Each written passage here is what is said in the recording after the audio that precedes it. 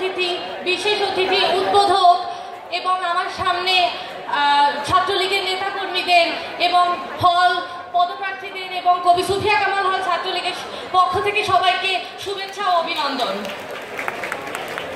সুখ বা দুঃখ কোনোটার অনুভূতি ভাষায় প্রকাশ করা যায় না, তারপরও আমাকে বলতে হবে।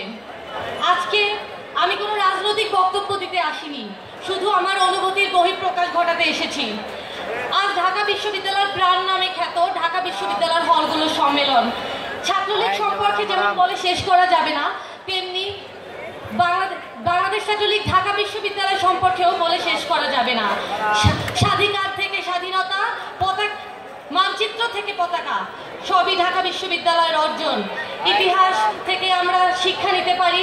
এই বাংলাদেশ নামক মানচিত্রে 56,000 বর্গ মাইলের এই রাষ্ট্রটি স্বাধীন করতে গুরুত্বপূর্ণ ভূমিকা পালন করেছে তারা, যাদের নেতৃত্বে আমরা বাংলার ভাষা আন্দোলন করেছি, যাদের নেতৃত্বে আমরা 62 শিক্ষা আন্দোলন করেছি, যাদের নেতৃত্বে আমরা 6 দফা প্রস্তাব করেছি, যাদের নেতৃত্বে আমরা 69-এর গণ অভ্যুত্থান করেছি, তাদের মহান মুক্তিযুদ্ধে যাদের অবদান রয়েছে, এমনকি স্বৈরাচার সরকার পতনে যাদের ভূমিকা রয়েছে এবং 111-এর সময় যারা গুরুত্বপূর্ণ ভূমিকা রেখেছে, সেই সংগঠন আমার প্রাণপ্রিয় সংগঠন বাংলাদেশ ছাত্রলীগ ঢাকা বিশ্ববিদ্যালয়।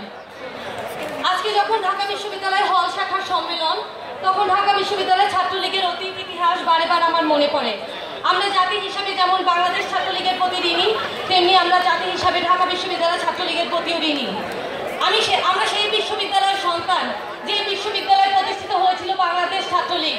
আমরা সেই বিশ্ববিদ্যালয়ের সন্তান, যেই বিশ্ববিদ্যালয়ের শিক্ষার্থী ছিলেন জাতির জনক বঙ্গবন্ধু শেখ মুজিবুর রহমান। আমরা সেই বিশ্ববিদ্যালয়ের সন্তান, যেই বিশ্ববিদ্যালয়ের শিক্ষার্থী ছিলেন বাংলাদেশ ছাত্রলীগের বাংলাদেশ সরকারের মাননীয় প্রধানমন্ত্রী দেশরত্ন শেখ হাসিনা।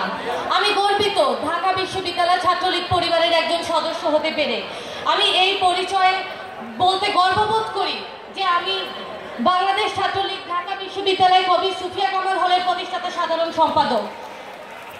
আজ কবি সুফিয়া কামাল হল ছাত্রলীগ ক্যাম্পাসের রোল মডেল হিসাবে পরিচিত, কিন্তু এই কবি সুফিয়া কামাল হল ছাত্রলীগ কিন্তু একদিনে রোল মডেল হয়ে গড়ে উঠিনি।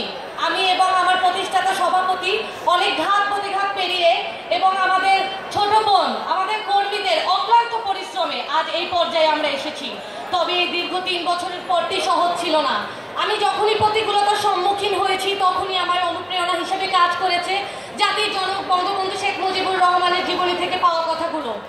দেশের জন্য, মানুষের জন্য তিনি ঘুমিয়েছেন চাকরদের কামরায়, থেকেছেন বেকারের হোস্টেলে অনাহারে, তবু তিনি হার মানেননি। এই কথাগুলোই সব বাধা বিপত্তি প্রতিকূলতা এড়িয়ে আমাকে সামনের দিকে এগিয়ে নিয়েছেন। যারা ঢাকা বিশ্ববিদ্যালয়ের পদপ্রার্থী রয়েছেন তাদের উদ্দেশ্যে আমি বলছি, গত বছর ঢাকা বিশ্ববিদ্যালয় ছাত্রলীগের সম্মেলনে বাংলাদেশ আওয়ামী লীগের সাধারণ সম্পাদক ওবায়দুল কাদের স্যার একটা কথা বলেছিলেন। তিনি বলেছিলেন, সময়ের থেকে আগে নয়, ভাগ্যের থেকে বেশি কিছু নয়।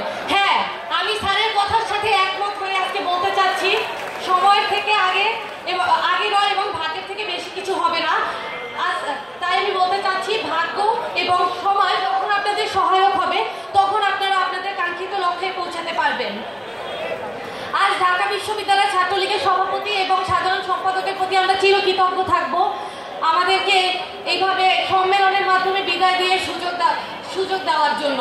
আমি বিশ্বাস করি এবার যারা ঢাকা বিশ্ববিদ্যালয় হলে নবনির্বাচিত সভাপতি ও সাধারণ সম্পাদক হবেন, তারা 2017 সালে নিরক্ষর বাংলাদেশ গঠনে এবং 2021 সাল ডিজিটাল বাংলাদেশ গঠনে দেশের জন্য শেখ হাসিনার হাতকে শক্তিশালী করার জন্য গুরুত্বপূর্ণ অগ্রণী ভূমিকা